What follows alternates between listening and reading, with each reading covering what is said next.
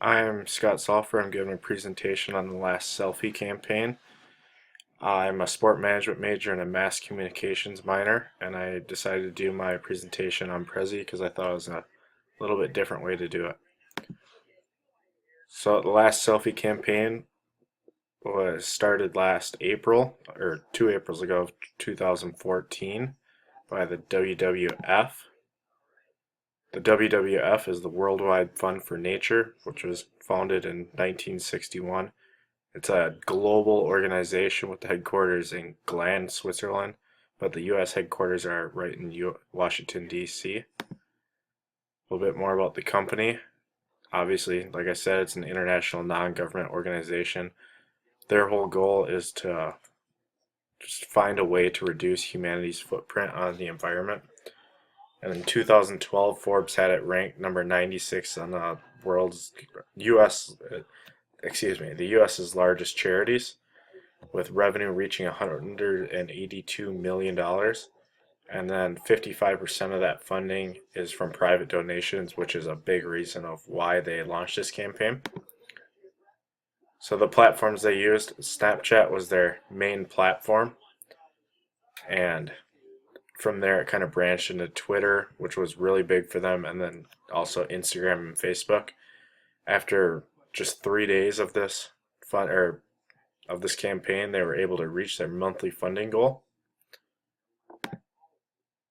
So the whole premise of the last selfie campaign, basically on your Snapchat, you would get a picture of an endangered animal, and it would only be there for like 6 to 8 seconds, and it would say, like, don't let this be my last selfie. And all of a sudden the animal would disappear, which is kind of what they're trying to warn people about, is that the animals are going to start disappearing if we don't do something. And I thought this was a really cool and innovative way to use a different kind of medium to let us know. And then here's a little video that gives us a little more background information and kind of shows what their campaign was all about.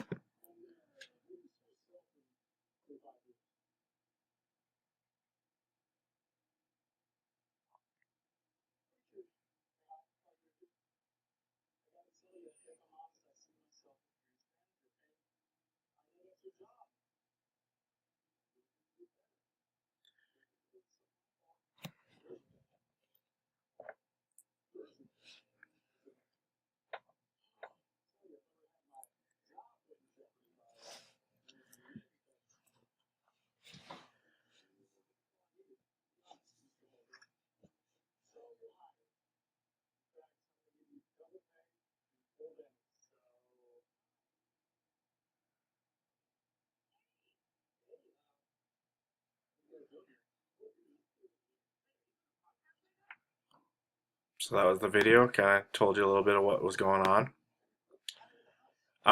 Through Snapchat, it really, people started screenshotting the pictures and they just loved them, and that's how they reached into other social media platforms, especially Twitter, which was seen by or posted by over 40,000 users and seen by over 120 million active users on Twitter, which is crazy because that's about 50% of all their users.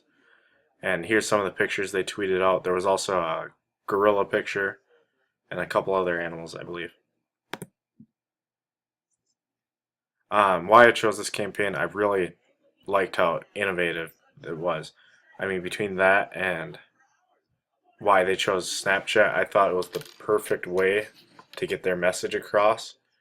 And it was a really good job at getting to the millennials, the younger generation, and letting them know that we have to make a change. Otherwise, these animals, we won't be able to show them to our kids or our grandkids, which is very inspiring. And the fact that the animals would just disappear, it leaves a little impact and it makes you think about it. So next is my two questions. What does the WWF stand for? The World Wrestling Foundation, the Worldwide Foundation, the Worldwide Fund for Nature, or the Worldwide Animal Fund? And the answer for that is C, the Worldwide Fund for Nature.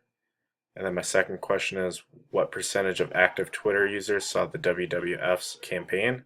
A 25%, B 50%, or C 75%, or D 35%?